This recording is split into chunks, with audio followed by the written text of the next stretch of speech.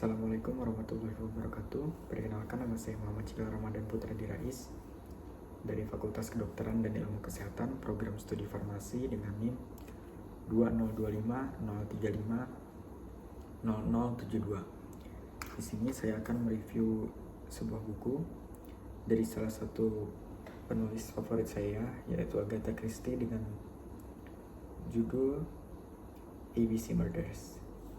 Saya pribadi memilih buku ini karena pada saat pertama kali membacanya, saya menganggap buku ini menarik karena setelah membaca beberapa halaman, saya yakin sekali bahwa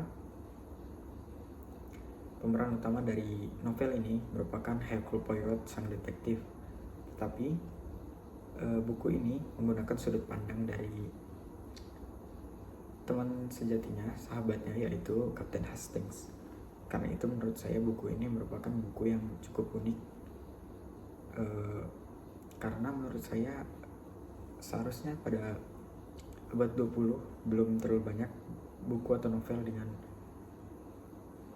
penulisan seperti ini. Lanjut ke isi cerita dari buku ini. ABC Murders sendiri bercerita tentang Hercule Poirot, sang detektif swasta yang diberikan surat oleh seorang anonim bernama ABC. Surat tersebut berisi tentang peringatan bahwa akan terjadi pembunuhan di kota yang bernama Andover. Saat mendengar ini, Hastings merasa acuh dan dia tidak percaya akan hal tersebut. Dia merasa surat itu hanya sebuah kejahilan atau keusilan orang lain terhadap Poirot, tapi tidak dengan Poirot. Ia merasa ada tindakan harus yang diambil terhadap hal tersebut. Karena itulah mereka berdua pergi ke kota Andover, kota yang tertera pada surat tersebut, dan di sana mereka mendapati seorang wanita tua yang mati dibunuh di tokonya. Wanita itu bernama Asher.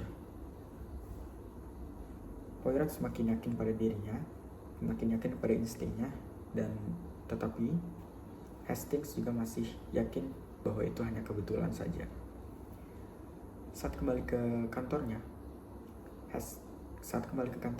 Poirot mendapatkan surat kedua yang memperingatkan bahwa pembunuhan berikutnya akan terjadi pada kota yang bernama Bexhill. Hastings masih yakin bahwa hal sebelumnya hanya sebuah kebetulan, sedangkan Poirot masih merasa ada tindakan yang harus diambil, dan dia merasa bahwa ini adalah bahwa ini bukanlah sebuah kejahilan dari orang dan bukanlah sebuah kebetulan. Saat mereka pergi ke kota Bexhill, seorang wanita muda sudah dibunuh di sana. Wanita tersebut bernama Betty Bernard. Hastings pun mulai percaya kepada Poirot, dan saat mereka kembali ke kantor Poirot, surat ketiga ada di sana yang berisi peringatan bahwa pembunuhan berikutnya akan terjadi di sebuah kota yang bernama Kirsten. Saat pergi ke Kirsten, pembunuhan belum terjadi, tetapi mereka tidak tahu di mana pembunuhan tersebut akan terjadi dan tidak tahu siapa korban berikutnya. Yang pasti korban tersebut berawalan huruf C. Karena pada dua pembunuhan sebelumnya di kota Andover, orang yang dibunuh memiliki nama dengan awalan huruf A, yaitu Asher. Dan di kota kedua, di kota Bexhill, orang yang dibunuh juga memiliki awalan yang sama dengan awalan kota, yaitu huruf B. Keesokan harinya, pembunuhan telah terjadi, dan Hastings dan Poirot tidak dapat mencegah hal tersebut. Nama korban adalah Carmichael Clark, dan dia merupakan seorang lelaki tua yang memiliki hobi mengoleksi barang antik.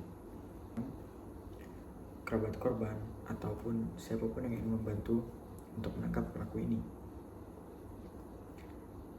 Surat keempat pun tiba, yang memberitahu bahwa pembunuhan berikutnya tentunya akan terjadi di kota yang berawalan huruf D.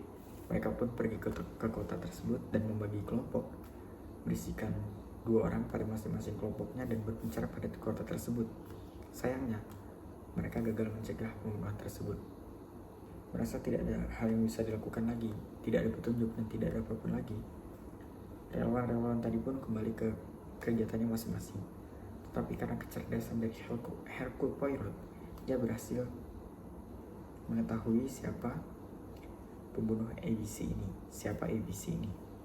Patah yang mengatakan sepandai-pandainya tupai melompat juga sangat cocok untuk dijadikan pesan dari novel ini.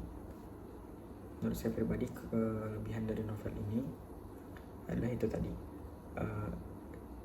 cerita ini menggunakan sudut pandang dari orang lain untuk menceritakan orang yang lain lagi.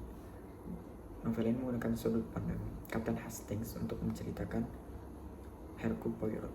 Menurut saya itu merupakan sebuah kelebihan, karena novel ini sendiri ditulis pada abad 20, yaitu pada tahun 1930-an, dan seharusnya pada tahun itu tidak banyak novel atau cerita dengan konsep seperti ini. Untuk kekurangannya sendiri, menurut saya karena ini adalah novel luar negeri, jadi isinya mungkin tidak semuanya kita bisa pahami karena perbedaan budaya, perbedaan lain-lain, dan translasi bisa saja mengubah kaidah atau makna sesungguhnya dari kata-kata atau isi novel tersebut. Mungkin cukup sekian dari saya. Assalamualaikum warahmatullahi wabarakatuh.